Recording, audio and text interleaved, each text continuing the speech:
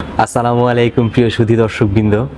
কিছুদিন পূর্বে আমাদের বিগত অনুষ্ঠানে বলেছিলাম ইনসেন্টিভের উপরে বিশদ আলোচনা করব। আশা করি সবাই ভালো আছেন, সুস্থ আছেন। আমাদের মাঝে উপস্থিত আছেন আমাদের অতি পরিচিত শহীদুল ইসলাম স্যার। উনি ইউডিসেলের দায়িত্বে আছেন, কাস্টমস বন্ড কমিশন এগুলোর উপরে বিশেষ করে দীর্ঘদিন যাবৎ বিকেএমইতে উনি তার সফলতার সাথে দায়িত্ব পালন করছেন। আজকে উনি আমাদের মাঝে উপস্থিত আছেন, আমরা অত্যন্ত আনন্দিত। আশা করি আপনাদের ইনসেন্টিভ বিষয়ে যত প্রশ্ন আছে আজকে তার সুষ্ঠু উত্তর পাবেন, সবার ধারণা স্পষ্ট হয়ে যাবে। সরাসরি ওনার কাছেই চলে যাচ্ছি। আসসালামু আলাইকুম স্যার, কেমন আছেন?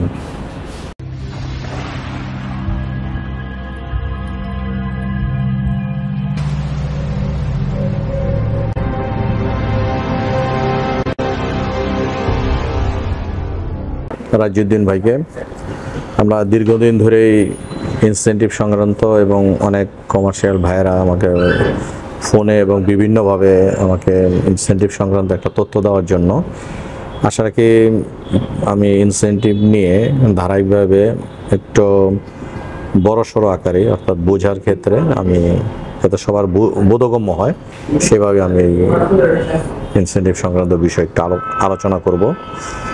আলোচনার শুরুতেই আমি বলতে চাই ইনসেন্টিভ সংক্রান্ত যে আলোচনা করেছি আমি সেটাকে 3 থেকে 4টা ভাগে ভাগ করেছি।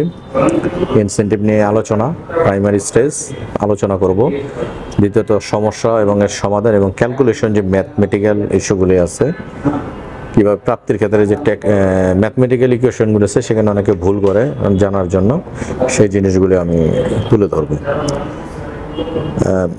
আসলে আমাদের যেটা রেগুলার ইনসেন্টিভ একদম সবসময় পূর্বে থেকে আমরা পেয়ে আসছি, বা যে সকল শিল্প কারখানাগুলি এক্সপোর্ট ওরিয়েন্টেড শিল্প কারখানাগুলি ইনসেন্টিভ পেয়ে আসছে, তার মধ্যে হলো রপ্তানিমুখী দেশীয় বস্ত্র খাত শুল্ক বন্ড ডিউটি ড্রব্যাক এর পরিবর্তে বিকল্প নগদ সহায়তা, যেটা একদম পূর্বে শুধু এটাই ছিল, ক্যাশ ইনসেন্টিভ ছিল।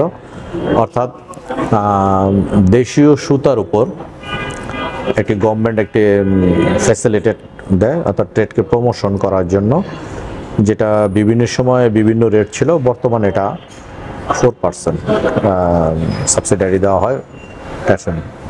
তাহলে আমি এই স্টেপ বাই স্টেপ অর্থাৎ প্রথম যেটা আমাদের ইস্যু ছিল সেটাইকেই আমি আলোকপাত করব এখন। সেটা হলো যে সকল, অর্থাৎ নিয়মটা এরকম, যে সকল শিল্প প্রতিষ্ঠান দেশীয় সুতা ব্যবহার করবে এবং এই দেশীয় সুতা দ্বারা উৎপাদিত পণ্য বহির্বিশ্বে এক্সপোর্ট করবেন এবং এক্সপোর্ট করার পর অর্থাৎ রিয়েলাইজ অ্যামাউন্ট যেটা প্রত্যাবাসিত মূল্য আসবে, তারাই আপনার এই ইনসেন্টিভের আওতাভুক্ত হবে। রাইট। এখন এখানে কিছু প্রশ্নের সম্মুখীন হচ্ছেন যে যদি আমি দেশীয় সুতা এবং ফরেন সুতা ইউজ করি, দেশীয় সুতা এবং ফরেন সুতা যে ইউজ করি তাহলে আমি পাবো কিনা, এরকম একটা কোশ্চেন বিভিন্ন ভাইদের থাকে। দ্বিতীয় কথা হলো যে কতটুকু পাবো, এটা 4%। কতটুকুর উপর? 80%-এর 4%, অর্থাৎ আপনার উৎপাদন খরচের 4%, যেটা সর্বোচ্চ উৎপাদন খরচ সাধারণত আমরা 80% দেখাই, যেহেতু বলছে 80%-এর 4%, অর্থাৎ 80% আমার সর্বোচ্চ উৎপাদন ক্ষমতা করে যদি আমি 100 টাকা বা $100 সেল করি তাহলে তার 80% কত? $80। $80 যদি হয় সেটার 4% যেটা আসবে সেটাই প্রাপ্য হবে, সেটাই প্রাপ্য হবে। তো এইখানে কিছু আমাদের পূর্বে সমস্যা ছিল যে সুতা নিয়ে নিটিং করতে হবে। এখন কিন্তু অর্থাৎ আপনি নিটিংয়ের এই বাধ্যবাধকতা আর নাই। আপনি দেশীয় সুতা ব্যবহার করছেন কিনা এবং এক্সপোর্ট করছেন কিনা, আপনার সুইং এবং নিটিং যে কোনো একটা আপনার আগে ছিল। অনেকে বলতো যে নিটিং না থাকলে হবে না, এটা এখন আর নাই। আপনি দেশীয় সুতার উপর ইউজ করবেন। তাহলে ব্যাক টু ব্যাগের মাধ্যমে আপনি বিটিএমই মিল থেকে সংগ্রহ করলেন, করে আপনি যদি অন্য কোনো ফ্যাক্টরি থেকে আপনি নিটিং করে নিয়ে আসলেন, নিয়ে এসে আপনি কাটিং অ্যান্ড মেকিং করে এক্সপোর্ট করলেন। এক্সপোর্ট করার পর আপনার রিয়েলাইজমেন্ট আসলো, দেন আপনি এখন কোশ্চেন হচ্ছে কতদিন, অর্থাৎ 180 দিনের মধ্যে আপনার ব্যাংকে আবেদন করতে হবে। আচ্ছা 180 দিনের মধ্যে ব্যাংকে আবেদন করতে হবে নির্ধারিত ফর্মে। সেক্ষেত্রে স্বশো অ্যাসোসিয়েশন অর্থাৎ রপ্তানিমুখী শিল্প প্রতিষ্ঠানের ক্ষেত্রে আপনার বিকেএমই এবং বিজিএমই আছে, তাদের কাছ থেকে একটা সার্টিফিকেট নিয়ে তারপর আপনি ব্যাংকে যথারীতি আপনার ডিলার যে ব্যাংকগুলি আছে, যে ব্যাংকের মাধ্যমে আপনার কার্যকারিতা হয়, সেই ব্যাংকে আপনি আবেদন করতে পারবেন। প্রশ্ন করি সাথে রপ্তানিমুখী শিল্প প্রতিষ্ঠানগুলির যে অ্যাসোসিয়েশন, এগুলো বাদে যারা ভিন্নভাবে এক্সপোর্ট করছে এককভাবে, তারা কি ক্ষুদ্র শিল্পের কোনো নেবে নাকি? না, আচ্ছা, ক্ষুদ্র কুটির শিল্প এটা পরে আসবো। এখন যেটা আমরা বলতে চাচ্ছি যে মানে পূর্বে যেটা ছিল, যে রেগুলারটা ছিল, একটা ইনসেন্টিভ ছিল, সেই ইনসেন্টিভ নিয়ে এখন বলতেছি। তাহলে আপনি যদি জিনিসটা দাঁড়ালো কি, আপনি দেশীয় সুতা ব্যবহার করবেন, এক্সপোর্ট করবেন, এক্সপোর্ট করার পর 180 রিয়েলাইজ অ্যামাউন্ট আসবে, তার 180 দিনের মধ্যে আপনি ক্লেম করবেন, ব্যাংক থেকে আপনার টাকাটা চলে আসবে। হ্যাঁ, আচ্ছা, তাহলে আপনার কমার্শিয়াল ভাইদের জন্য বলতেছি, প্রথম কথা হলো দেশীয় সুতা ব্যবহার করতে হবে।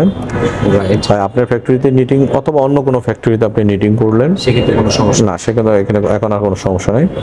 দেন তারপরে আপনার ফ্যাক্টরিতে মেকিং হলো, আপনি এক্সপোর্ট করলেন, দেন এক্সপোর্ট প্রসিডিউরটা আসলো, আসার 180 দিনের মধ্যে আপনি আবেদন করবেন। এখন এখানে দুইটা কোশ্চেন আছে, যে দেখা গেল যে আপনার একটা এলসি হয়তো 4 মাস ব্যাপী আপনারই চলমান, তাহলে প্রথম বা আপনার 8 মাস হতে পারে, এরকম হতে পারে, 8 মাস বা পুরো বছর ধরে হতে পারে। তাহলে কি আপনি ইনসেন্টিভ কি করবেন? আপনার জানুয়ারি মাসে যে ইনভয়েসের যে ডেটটা আছে, এখানে বলছে 180 দিন, অর্থাৎ 6 মাস। তাহলে আপনি যদি ডিসেম্বরেও করেন, অর্থাৎ তাহলে দুইটা জিনিস হলো, আপনার সর্বশেষ যে এক্সপোর্টটা হবে প্রসিডিউরটা, সেটাকে আপনি বেস ধরে একবারে আপনি করলেন সব কিছু। আবার অথবা আপনি ইন্ডিভিজুয়াল করবেন, কারণ এখানে আপনার কতটুকু সুতা রাখতেছে, যেটা আপনি ইউডিতে উল্লেখ আছে, দেন আপনি ইনভয়েস এবং অন্যান্য বিএল অনেক অন্য জায়গা থেকেও আপনি প্যাকিং লিস্ট থেকে ইনফরমেশন নেবেন। তাহলে এখানে আর সন্দেহের কোনো অবকাশ নেই।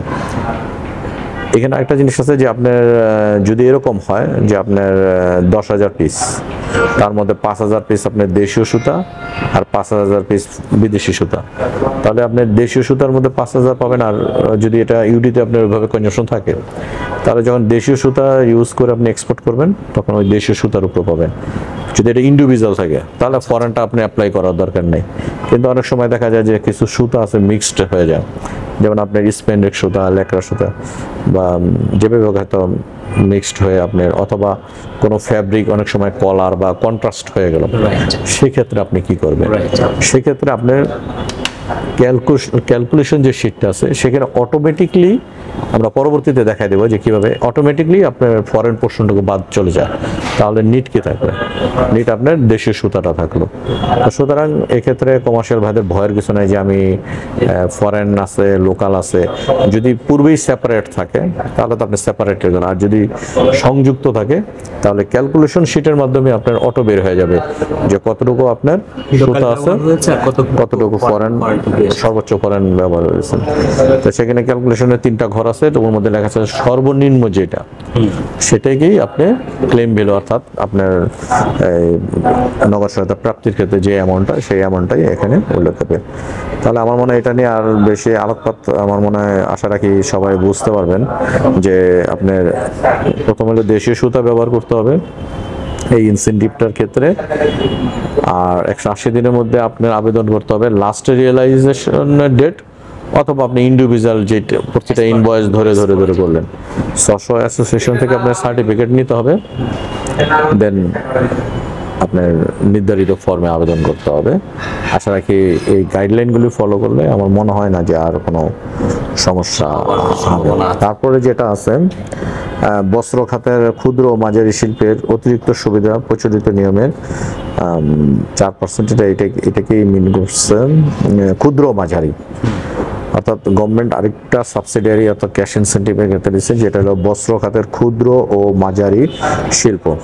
এটা পূর্বে ছিল ক্ষুদ্র ও মাঝারি শিল্পের সংজ্ঞায়িতটা কি? আচ্ছা, সংজ্ঞায়িতটা এরকম ছিল যে সকল শিল্প প্রতিষ্ঠান $3.5 মিলিয়ন নিচে অথবা সমান আচ্ছা এক্সপোর্ট করবে, তাদেরকে অতিরিক্ত আরো 4% সুবিধা দেবে। অর্থাৎ আপনি যদি একটা এলসিতে $10,000 যদি আপনি এক্সপোর্ট করে থাকেন, অথবা এটা ভ্যালু যদি $10,000 থাকে, তাহলে অর্থ বছর অর্থাৎ জুন টু জুলাই যদি অর্থ বছরে আপনি 3.5 মিলিয়নের নিচে অথবা সমান এক্সপোর্ট, হ্যাঁ 3.5 মিলিয়নের সমান হলে তো আপনি পাচ্ছেন, বা কম হলে আপনি পাচ্ছেন, বেশি হলে আর পাবেন না। তাহলে আরও অতিরিক্ত 4%, অর্থাৎ এখানে 8% চলে আসতেছে। এখন এই যে 3.5 মিলিয়ন ক্ষুদ্র, এটা পরবর্তীতে 3.5 এর স্থলে সেটাকে 5 মিলিয়ন পর্যন্ত এক্সটেন্ড করছে। আমি এটার জন্য যারা কাজ করছেন, যে সকল স্টেক হোল্ডার এবং অ্যাসোসিয়েশন, সে সকল স্যারদের আমি খুব ধন্যবাদ জানাই যে তারা অনেক পরিশ্রম করে এটা 3.5 মিলিয়ন থেকে এটাকে 5 মিলিয়নে উত্তর করছে। তাহলে যেটা 3.5 মিলিয়ন ছিল সেটা এখন 5 মিলিয়ন, 5 মিলিয়নের নিচে যারা এক্সপোর্ট করবে তারা এটার, হ্যাঁ এটা তার আওতাভুক্ত হবে। এখন এরকম হতে পারে যে আমরা তো হয়তো কারো ফরেনের পরিমাণ বেশি বা লোকালের পরিমাণ কম, অথবা দেখা যাচ্ছে ফরেন বসে অনেক বেশি, লোকাল পরিমাণ কম। আসলে এটার ক্ষেত্রে এখানে ফরেন আর লোকালের কোনো অবকাশ নাই। এখানে অবকাশটা হলো টোটাল এক্সপোর্টটা, আপনার হ্যাঁ টোটাল এক্সপোর্টটা, অর্থাৎ আপনার ক্ষুদ্র মাঝের। এখন এখানে একটু সমস্যা হলো যে কোন ইয়ারে আপনি সংজ্ঞায়িত করবেন।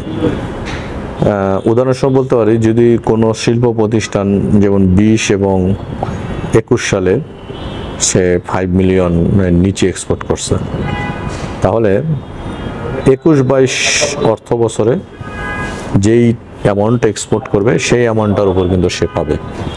অনেকের একটা ধারণা যে আমি 20-21-এ আমি 5 মিলিয়ন নিচে করছি, তাহলে আমি 20-21 এক্সপোর্টের উপর পাবো না। আসলে না, বলছে যে সকল শিল্প প্রতিষ্ঠান অর্থ বছরে মানে যে কোনো অর্থ বছরে 5 মিলিয়নের নিচে এক্সপোর্টার, তারা পরবর্তী বছরের জন্য সংজ্ঞায়িত হবে। অর্থাৎ আপনি ক্ষুদ্র মাঝারির আগে এনলিস্টেড হতে হবে, অর্থাৎ আপনার এটা আওতাভুক্ত হবে। মানে আপনার এখন আওতাভুক্ত হলে পরের বছর আপনার এক্সপোর্টটাকে প্রমোশন করার জন্যই কিন্তু এই ইনসেন্টিভটা দিচ্ছে। এখানে দেখেন, আর এখানে একটা সার্কুলার, এখানে একটা সার্কুলার, একটা সুস্পষ্ট একটা ধারণা আছে। সার্কুলারটা এফি সার্কুলার 24 সেপ্টেম্বর 1916। আমি আবার বলতেছি, এপি সার্কুলার 20 সেপ্টেম্বর 16, বৈদেশিক মুদ্রানীতি বিভাগ, বাংলাদেশ ব্যাংক, প্রধান কার্যালয়, ঢাকা। আচ্ছা, সেখানে এখানে দ্বিতীয় পাতায় 2 নং কলামে বলা আছে এফি সার্কুলার 12 তারিখ, এটা হচ্ছে পূর্বে 2010 সালে যে সার্কুলারটা হয়েছিল, সেখানে বস্ত্র খাতে ক্ষুদ্র মাঝারি শিল্পের সংজ্ঞা নিম্নোক্ত পূর্ণ নির্ধারণ করা হলো। অর্থাৎ পূর্ণভাবে নির্ধারণ আগেই ছিল, কিন্তু সেখানে বোঝার একটা আন্ডারস্ট্যান্ডিং এর ব্যাপার ছিল। সেখানে বলে দিয়েছে যে সকল উৎপাদনকারী রপ্তানিকারক প্রতিষ্ঠান এখন অর্থাৎ যখন এই সার্কুলটা হয়েছে 16-17 অর্থ বছর থেকে কোনো অর্থ বছরে, অর্থাৎ 16-17-17-18 বা যে কোনো তার পূর্বে 3.5 মিলিয়নের স্থলে এখানে 5 মিলিয়ন বা 3.5 মিলিয়নের মার্কিন ডলার পর্যন্ত মূল্যের বস্ত্রজাত সামগ্রী, এখানে কিন্তু পর্যন্ত বলছে, পর্যন্ত কথাটা বলছে, অথবা তার নিচে বস্ত্রজাত সামগ্রী রপ্তানি করবে এবং কোনো বিরোধ শিল্প প্রতিষ্ঠানের মালিকানাধীন নয় এমন প্রতিষ্ঠান পরবর্তী বছরে, যেটা যদি ভাই আমি আরেকটু বলতেছি, তাহলে আমাদের এখানে নতুন বাজার এটা চলে গেল, ক্ষুদ্র মাঝারি দেশে চলে। এখন যেটা আসছে সেটা হলো ইউরো অঞ্চল, 4 নম্বর আছে। ইউরো অঞ্চল বস্ত্র খাতে রপ্তানিকারকদের জন্য নির্ধারিত 4%-এর অতিরিক্ত বিশেষ সহায়তা 2%, অর্থাৎ আপনি 4%-এর সাথে আরো 2%, অর্থাৎ 6%।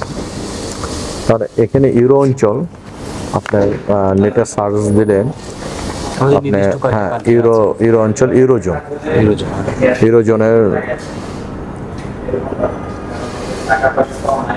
এখানে বেশ কিছু কান্ট্রি আছে, 1 2 3 4 5 6 7 8 9 10 11 12 13 19, অর্থাৎ 19টা কান্ট্রি। এই কান্ট্রিগুলিতে যদি আমরা এক্সপোর্ট করি, অর্থাৎ কোনো গার্মেন্টস ইন্ডাস্ট্রি বস্ত্র খাত যদি এক্সপোর্ট করে, তাহলে অতিরিক্ত আরো 2% প্রণোদনা পাবেন। সেটাও আপনি নির্ধারিত ক্যালকুলেশন ফর্ম আছে, নির্ধারিত ব্যাংকে নির্ধারিত সময় আপনি আবেদন করতে হবে। এখানে একটা মানে আন্ডারস্ট্যান্ডিংয়ের ব্যাপার আছে যে যদি এরকম হয় যে আপনার যেই ক্লেমটা করতেছেন সেটা যদি ইউরো অঞ্চল না হয় তাহলে আপনার সেই 4%, আর যদি সেটা ইউরো অঞ্চল হয় অর্থাৎ আপনি দেশীয় সুতা দিয়ে ব্যবহার করার সময় 4% ক্যালকুলেশন করলেন, কিন্তু আপনি এক্সপোর্ট করছেন সাইপ্রাস ইউরো অঞ্চল, তাহলে আপনার এডিশনাল কত আরো 2%, এটার সাথে ওই ক্যালকুলেশন শিটের সাথেই আপনি আরো 2% অ্যাড করে দেবেন। আর যদি ওরকম না হয় তাহলে আপনি 4%ই করেন। আমার এই আজকে বিস্তারিত থিওরিটিক্যাল আসপেক্টে এই কয়টা পয়েন্টই ছিল। আমি একটু বোঝাতে খুব দ্রুত আমি বলে যাচ্ছি যে যারা দেশীয় সুতা ব্যবহার করেন তাদের ইনসেন্টিভের 4%, আর যারা ক্ষুদ্র মাঝারি শিল্প আওতাভুক্ত অর্থাৎ 5 মিলিয়ন অথবা তার নিচে এক্সপোর্ট করছেন তারা 4% পাবেন। নতুন বাজারের ক্ষেত্রেও তারা 4% পাবেন। আপনার আর ইউরোজোনে যদি যায় তাহলে আরো এডিশনাল 2% পাবেন। এখন আপনার কমার্শিয়াল ভাইদের একটু আইকিউ একটু ক্যালকুলেশন করে দেখতে হবে। তিনটা কিন্তু মানে অনেক সময় অডিট ফার্ম করে ফেলে যে এতগুলি আপনি পাবেন না। আসলে না, আপনি সবগুলোই পাবেন, ইন্ডিভিজুয়াল আপনি সবগুলোই পাবেন, অ্যাপ্লাই করতে হবে। এখন কেউ যদি দেশীয় সুতা বলে এক্সপোর্টের 4%, এখন যদি সে ইন্ডিয়া করে তাহলে ইন্ডিয়া করলে আরো 4%, এর মধ্যে যদি সে ক্ষুদ্র মাঝারি হয় তাহলে সে 4% পাবে। তখন এখানে কিন্তু তখন আর ইউরো অঞ্চলটা আসছে না। আবার যদি দেখা গেছে যে আপনি এই ইউরো অঞ্চলে করছেন আর দেশীয় সুতা ব্যবহার করছেন, কিন্তু আপনি 5 মিলিয়নের নিচে আর করেন নাই, তাহলে আপনি আবার ওইটা পাবেন না।